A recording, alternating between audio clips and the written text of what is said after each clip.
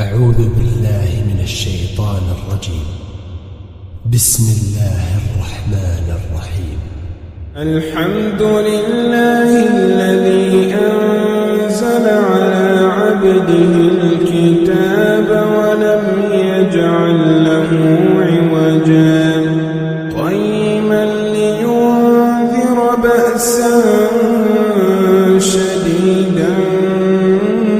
من لدنه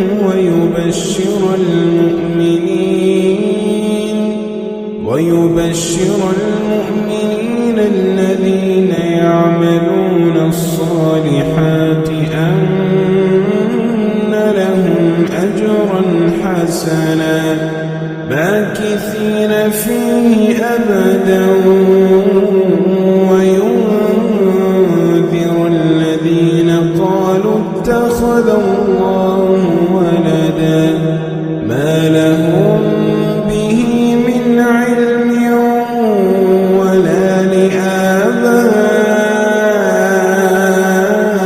لآبائهم كبرت كلمة تخرج من أفواههم إن يقولون إلا كذبا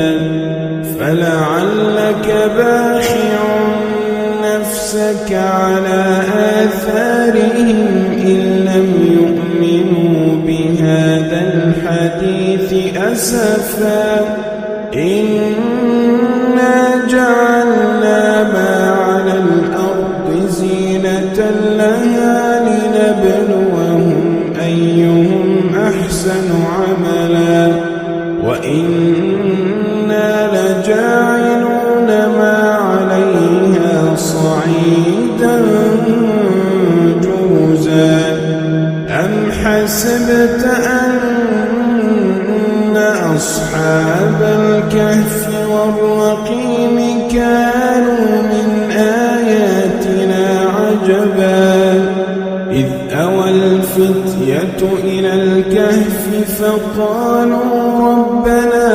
آتنا من لدنك رحمة وهيئ لنا من أمرنا رشدا فضربنا على آذانهم في الكهف سنين عددا ثم بعثناهم لنعلم أي الحزبين أحصى لما لبثوا أمدا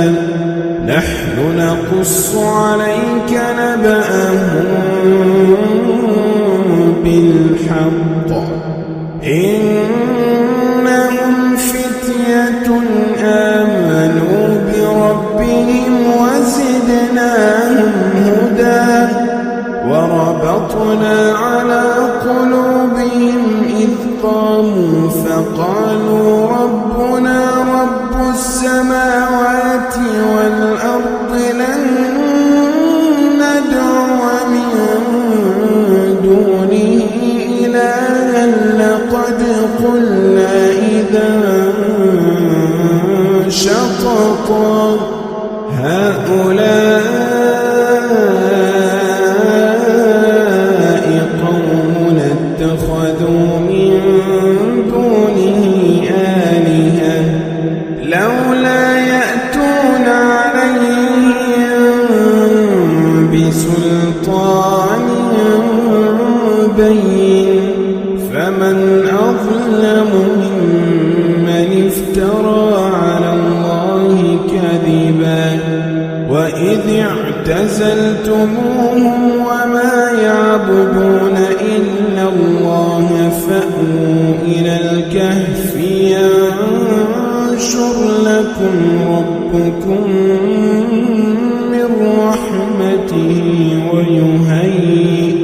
ويهيئ لكم من أمركم مرفقا وترى الشمس إذا طلعت تزاور عن كهفهم ذات اليمين وإذا غربت وتقرضهم ذات الشمال وهم في فجوة منه ذلك من آيات الله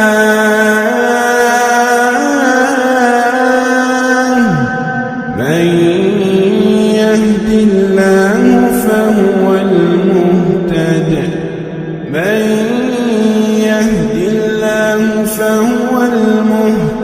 ومن يضلل فلن تجد له وليا مرشدا وتحسبهم أيقاظا وهم رقود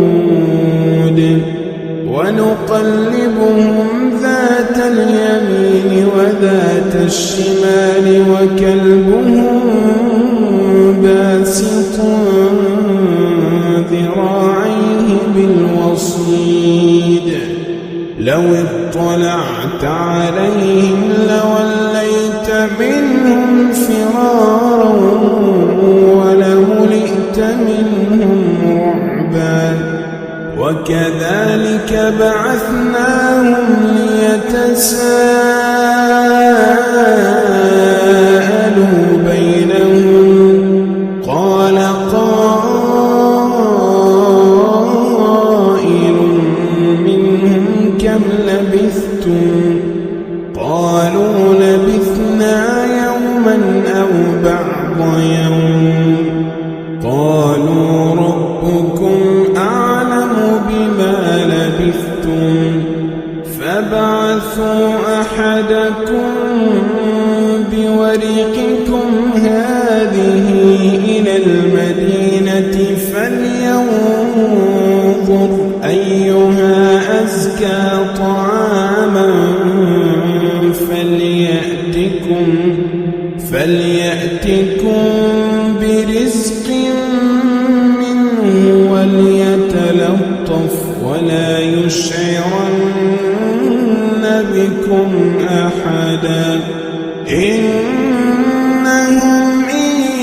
يظهروا عليكم يرجموكم أو يعيدوكم في ملتهم ولن تفلحوا إذا أبدا وكذلك أعثرنا عليهم ليعلموا أن وعد الله حق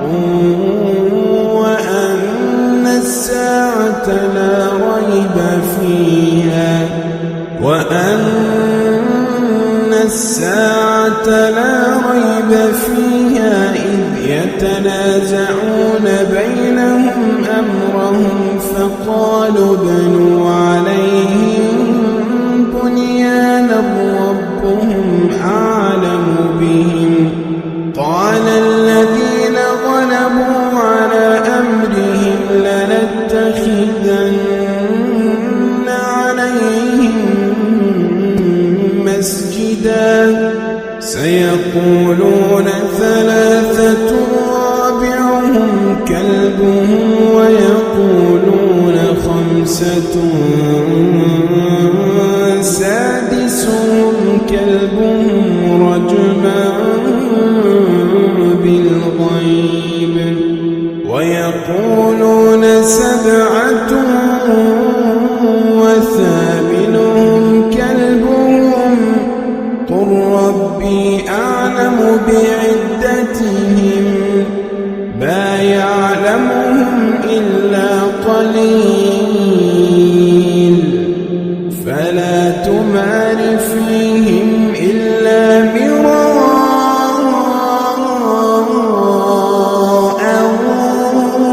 ظاهرا ولا تستفت فيهم منهم أحدا ولا تقولن لشيء إني فاعل ذلك غدا إلا أن يشاء الله واذكر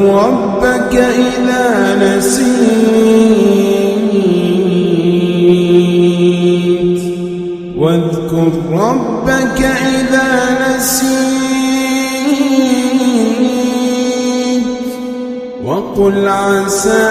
أن يهديني ربي لأقرب من هذا رشدا ولبثوا في كهفهم 300 سنين وازدادوا 9 قل الله أعلم بما لبثوا له غيب السماوات والأرض أبصر به وأسمع ما لهم من دونه من ولي ولا يشرك في حكمه أحدا واتل ما أوحي إليك من كتاب ربك لا مبدل لكلماته ولن تجد من دونه ملتحدا واصبر نفسك مع الذين يدعون ربهم بالغداة والعشي يريدون وجهه ولا تعد عيناك عنهم تريد زينة الحياة الدنيا ولا تطع من أغفلنا قلبه عن ذكرنا واتبع هواه وكان أمره فرطا وقل الحق من ربكم فمن شاء فليؤمن ومن شاء فليكفر إنا أعتدنا للظالمين نارا أحاط بهم سرادقها وإن يستغيثوا يغاثوا بماء كالمهل يشوي الوجوه بئس الشراب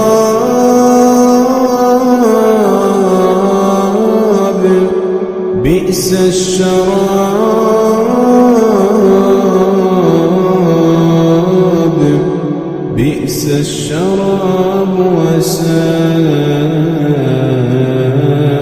مرتفقا إن الذين آمنوا وعملوا الصالحات إنا لا نضيع أجر من أحسن عملا أولئك لهم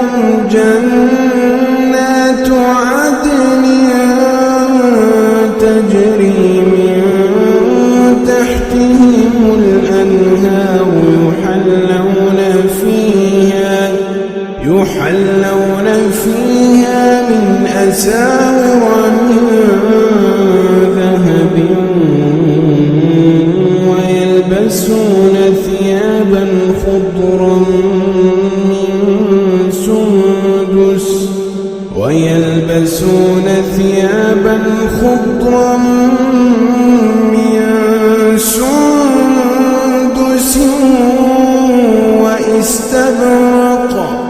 واستبرق متكئين فيها على الأرائك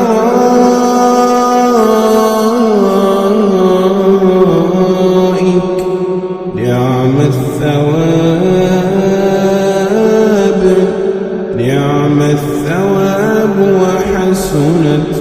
مرتفقا واضرب لهم مثلا الرجلين جعلنا لأحدهما جنتين من أعناب وحففناهما بنخل وجعلنا بينهما زرعا كلتا الجنتين آتت أكلها ولم تظلم منه شيئا وفجرنا خلالهما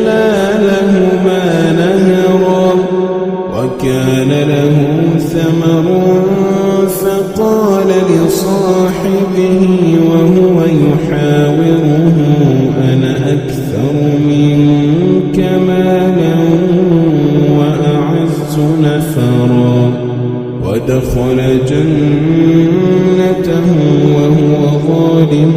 لنفسه قال ما أظن أن تبيد هذه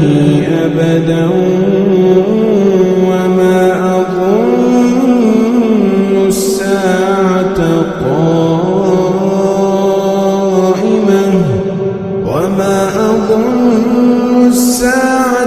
قائمة ولئن رددت إلى ربي لاجدن خيرا منها منقلبا قال له صاحبه وهو يحاوره أكفرت بالذي خلقك من تراب قال له صاحبه وهو يحاوره أكفرت بالذي خلقك من تراب ثم من نطفة ثم سواك رجلا لكن هو الله ربي ولا أشرك بربي أحدا ولولا إذ دخلت جنتك قلت ما شاء الله لا قوة إلا بالله إن ترني أنا أقل منك مالا وولدا فعسى ربي أن يؤتيني خيرا من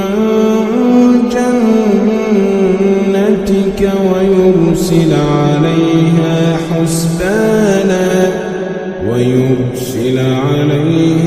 حسبانا من السماء فتصبح صعيدا زلقا أو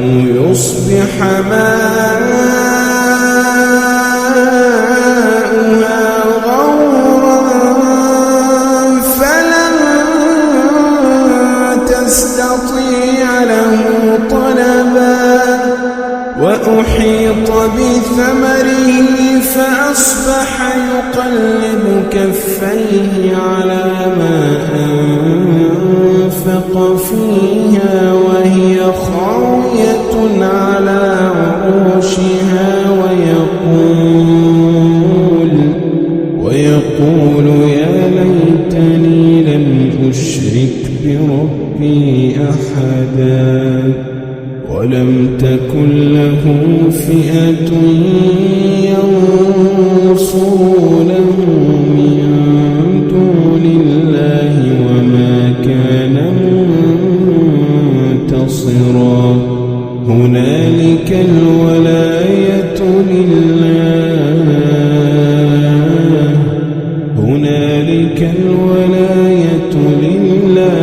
الحق هو خير ثوابا وخير عقبا واضرب لهم مثل الحياة الدنيا كماء أنزلناه من السماء فاختلط به نبات الأرض فأصبح هشيما تذروه الرياح وكان الله على كل شيء مقتدرا المال والبنون زينة الحياة الدنيا والباقيات الصالحات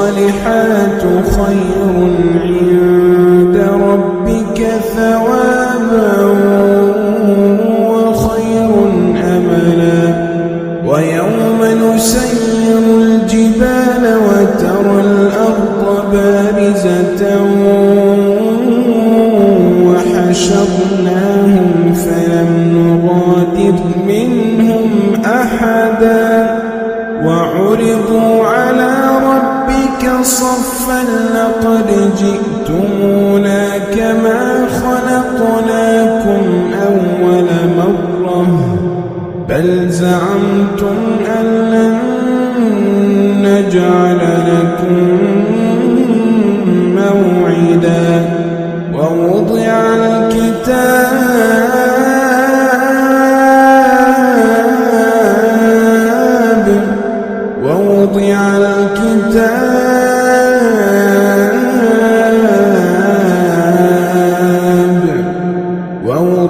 الكتاب فترى المجرمين مشفقين مما فيه ويقولون يا ويلتنا ما لهذا الكتاب لا يغادر صغيرة ولا كبيرة إلا أحصاها ووجدوا ما عملوا حاضرا ولا يظلم ربك أحدا وإذ قلنا للملائكة اسجدوا لآدم فسجدوا إلا إبليس كان من الجن ففسق عن أمر ربه أفتتخذونه وذريته أولياء من دوني وهم لكم عدو بئس للظالمين بدلا ما أشهدتهم خلق السماوات والأرض ولا خلق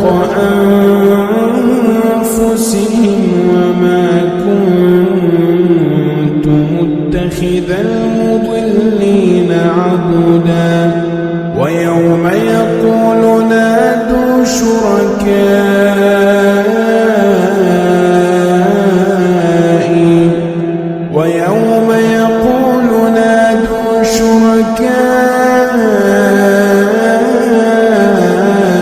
الذين زعمتم فدعوهم فلم يستجيبوا لهم وجعلنا بينهم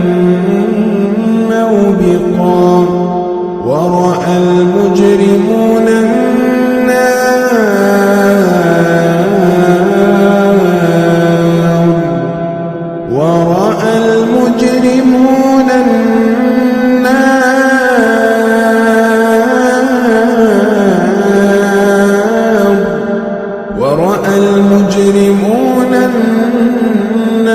فظنوا أنهم مواقعوها ولم يجدوا عنها مصرفا ولقد صرفنا في هذا القرآن للناس من كل مثل وكان الإنسان أكثر شيء جدلا وما منع الناس أن يؤمنوا إذ جاءهم الهدى ويستغفروا ربهم إلا أن تأتيهم سنة الأولين أو يأتيهم العذاب قبلا وما نرسل المرسلين إلا مبشرين ومنذرين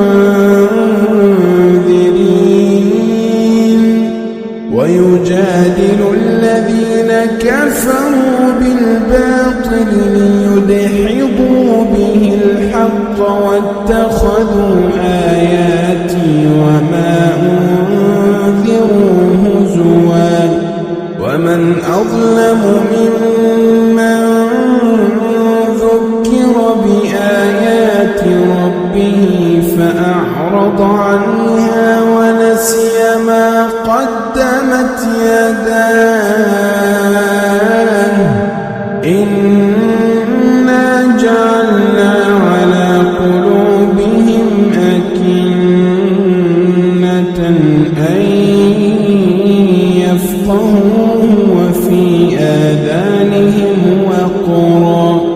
وإن تدعهم إلى الهدى فلن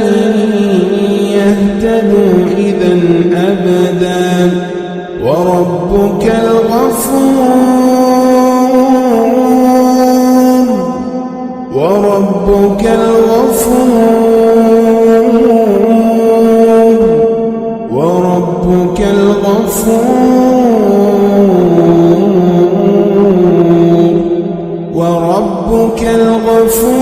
ذو الرحمة لو يؤاخذهم بما كسبوا لعجل لهم العذاب بل لهم موعد لن يجدوا من دونه موئلا وتلك القرى أهلكناهم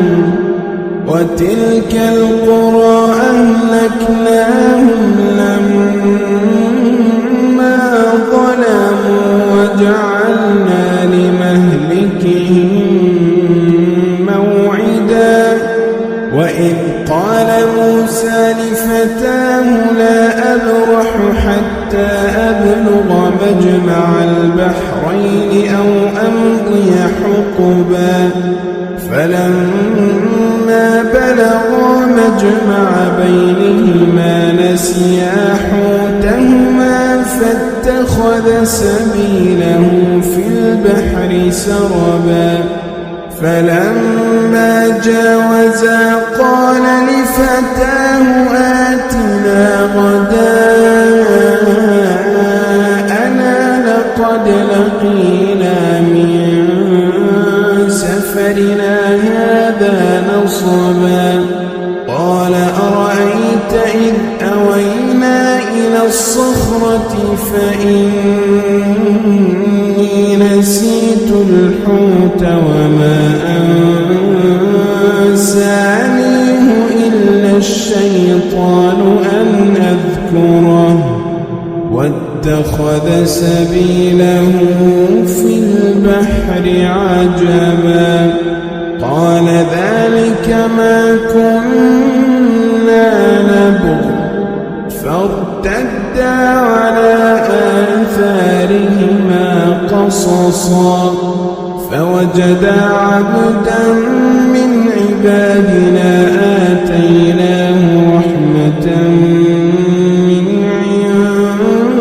عندنا وعلمناه من لدنا علما قال له موسى هل أتبعك على أن تعلمني مما علمت رشدا قال إنك لن تستطيع معي صبرا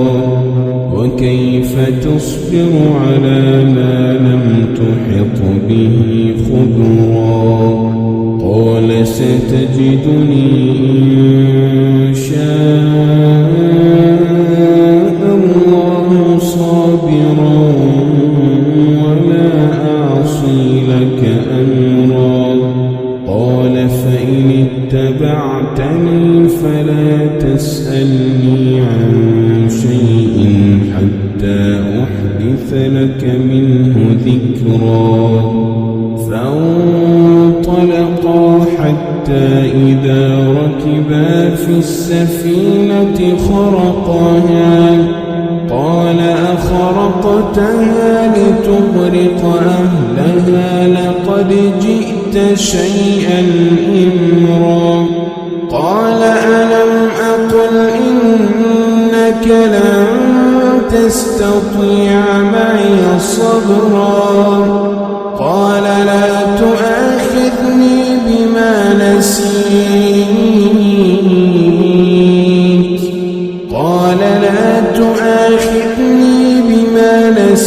ولا ترهقني من أمري عسرا فانطلقا حتى إذا لقيا غلاما فقتله قال أقتلت نفسا زكية بغير نفس لقد جئت شيئا نكرا قال ألم أقل لك إنك لن تستطيع معي صبرا قال إن سألتك عن شيء بعدها فلا تصاحبني قد بلغت من لدني عذرا فانطلقا حتى إذا أتيا أهل قرية استطعما أهلها فأبوا أن يضيفوهما فوجدا فيها جدارا يريد أن ينقض فأقامه قال لو شئت لاتخذت عليه أجرا قال هذا فراق بيني وبينك سأنبئك بتأويل ما لم تستطع عليه صبرا أما السفينة فكانت لمساكين يعملون في البحر فأردت أن أعيبها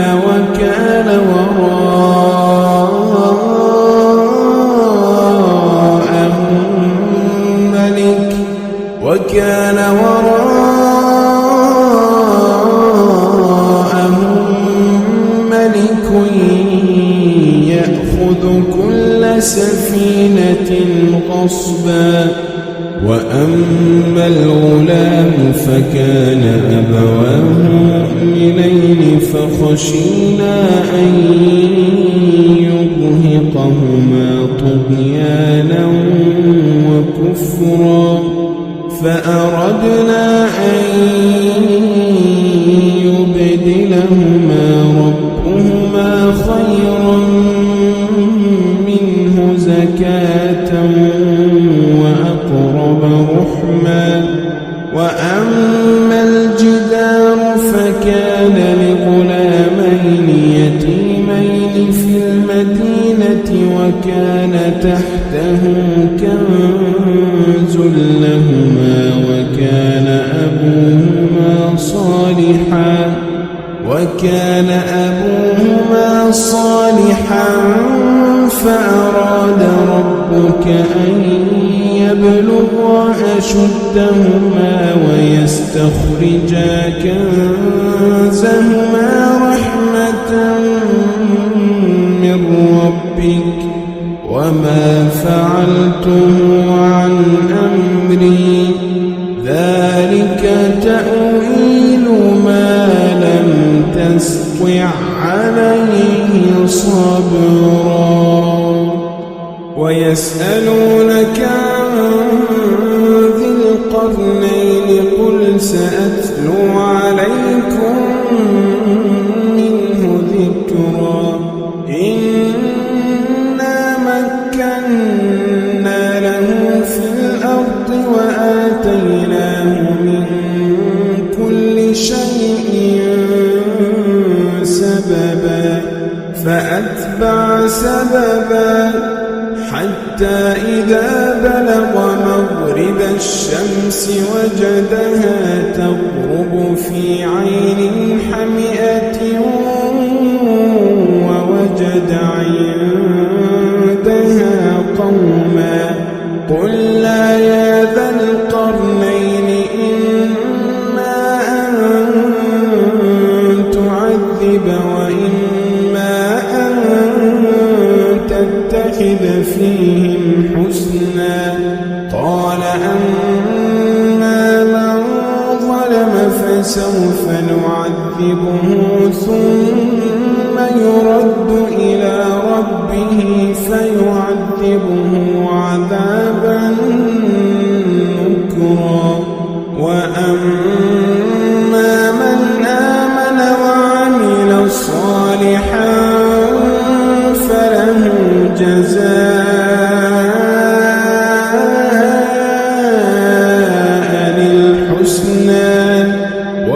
سنقول له من أمرنا يسرا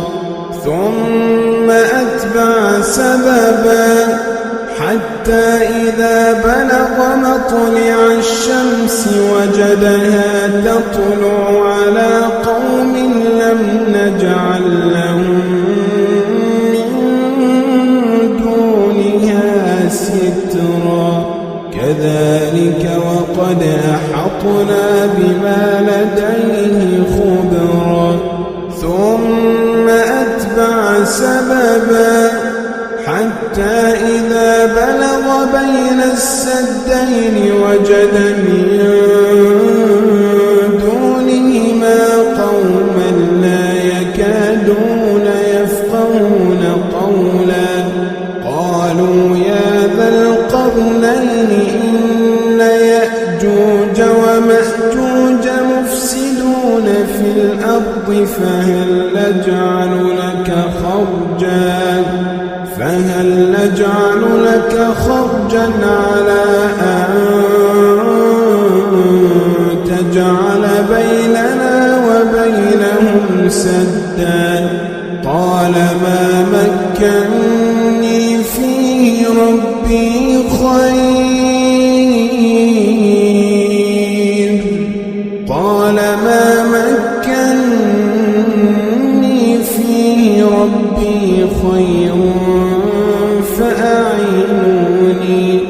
فأعينوني بقوة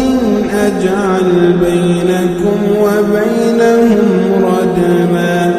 آتوني زبر الحديد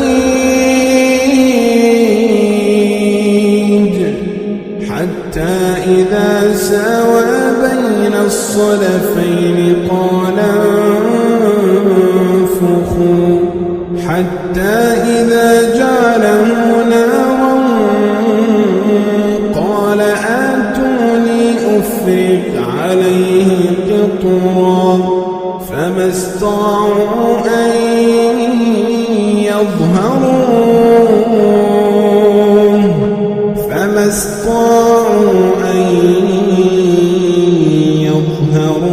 وما استطاعوا له نقبا قال هذا رحمة من ربي فإذا جاء وعد ربي جعله دكاء وكان وعد ربي حقا وتركنا بعضهم يومئذ يموج في بعض ونفخ في الصور فجمعناهم جمعا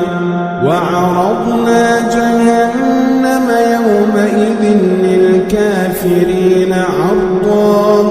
الذين كانت أعينهم في غطاء عن ذكري وكانوا لا يستطيعون سمعا أفحسب الذين كفروا أن يتخذوا عبادي من دوني أولياء إنا أعتدنا جهنم للكافرين نزلا قل هل ننبئكم بالأخسرين أعمالا الذين ضل سعيهم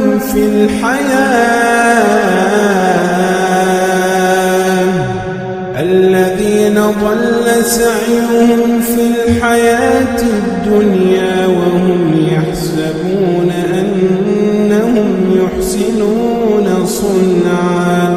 أولئك الذين كفروا بآيات ربهم ولقائه أولئك الذين كفروا بآيات ربهم ولقائه